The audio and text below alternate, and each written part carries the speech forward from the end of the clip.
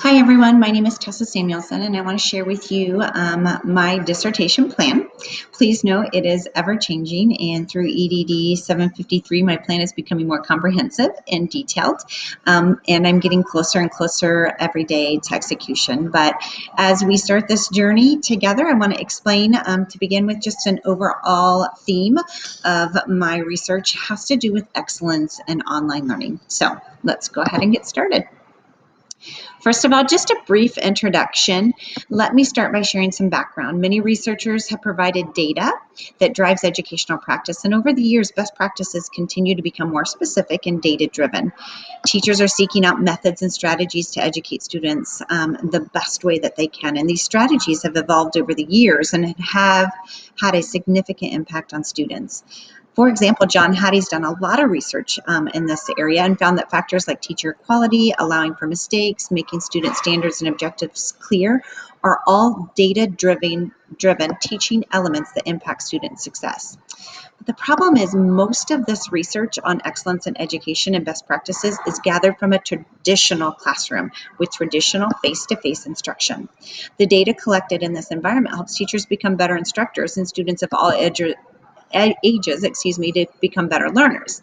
But what we're finding out, especially in today's time, is that teaching doesn't always happen in traditional environments with traditional instruction.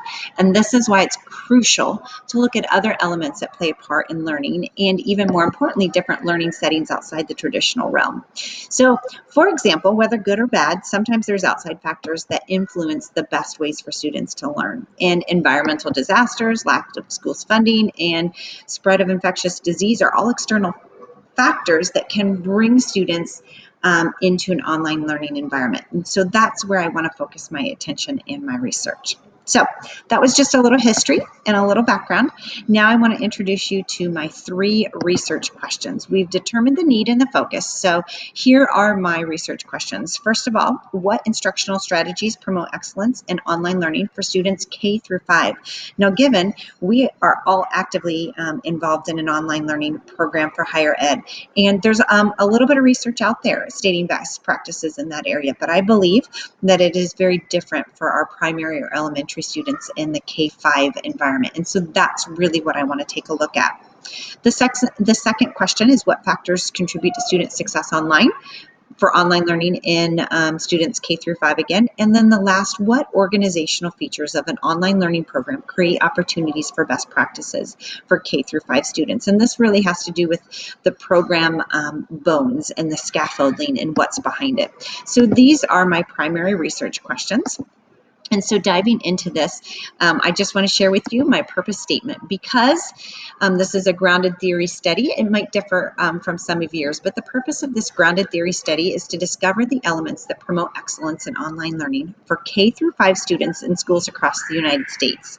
At this stage in the research, excellence of online education will be generally defined as the combination of elements that promote learning and positive student assessment outcomes.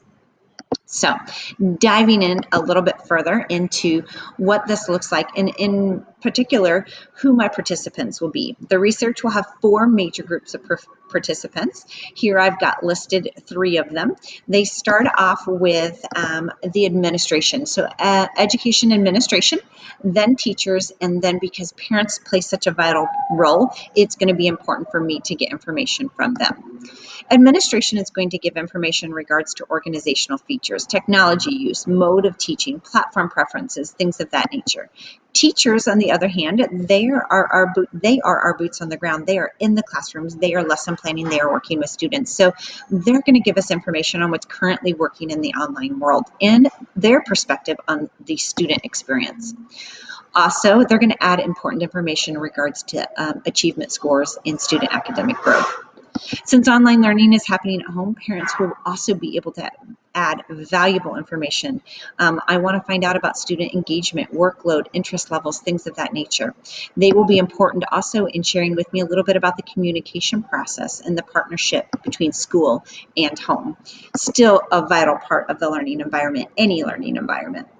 So now looking at my sampling procedures, this is going to involve a pretty extensive data collection process, and we're going to really ultimately start out with the interview, one-on-one interviews with administration, teachers, and parents, both gathering quantitative and qualitative information in regards to everything from student engagement, time on task, activities that are working or that they feel that are working, the best parts of the program, how the program is structured and developed, things of that nature.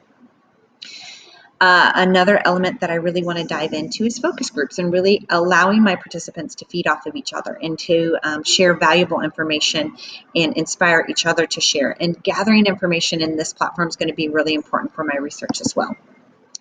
The next part is going to be surveys, and this I think is going to be the most important of my research gathering. Surveys are going to play an essential role in my research because I'm going to be surveying not only administration, teachers, and parents, but this is going to gather for me qualitative and quantitative data, open-ended questions as well as just variable questions that are going to give me time on task, the amount of the program, hours on the computer, homework breaks, things of that nature. The next is observations. I'm going to want to be spending some time in the classroom. And of course, since I'm doing an online study, this is going to look a little bit different than plopping down in a traditional face-to-face classroom. It's going to be visiting them on an online platform in whatever form that might be. The last, as I mentioned a little earlier, it's going to be students. Although I'm not interviewing or doing focus groups with students, I am going to be taking a look at their student assessments and just really using that as a factor in my research. So as you can see, both quantitative and qualitative data will be collected in the following ways. You can kind of see the questions, my research questions are outlined here, but from surveys for administration, teachers, and parents to qualitative observations and quantitative student scores on testing. And then really speaking the last one, the organizational features of the program, speaking with administration and asking some of those open-ended questions about what platforms they use, how much professional development are they using to train their teachers, what does their learning process entail, as well as quantitative internal variable surveys, which is questions about timing and program use and funding, things of that nature. The next very important part of this research is going to be involving coding. After gathering all the data, it's important to lay out a plan for the coding process. The coding process will be pretty time consuming, but vital to research success. And to begin with, I want to start with looking at these hours of interviews, surveys, and focus groups. They're going to need to be transcribed. And so finding a program and being able to do that, and then also finding a program that will help me create those initial codes and categories. Creswell says in their book says, coding is central to qualitative research and involves making sense of text collected from interviews, observations, and documents. And I'm planning to do just that. So these initial codes will come from the open coding process. And as you can see a little closer here, these initial codes then will turn into Axel coding and then selective coding. I'm going to need to use multiple coders to help me through this process and to make sure that our coding and categorization of these common themes are aligned. After completion of the codes, we're going to align those, and the goal in all of this is to develop a theory that's going to tell a story of these interrelated categories or provide for us that narrative.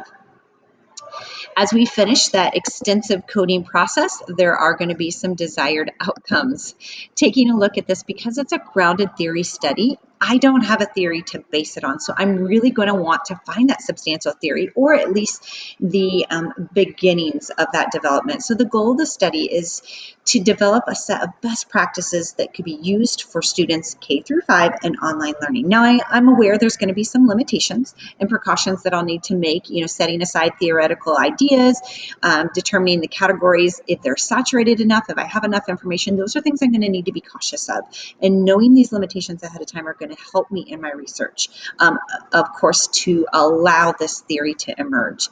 So again, the goal is going to be able to identify those best practices. And then another part of it is going to be looking at the limitations and the advantages of online learning in general and being able to share that with educators, which I'm really excited about.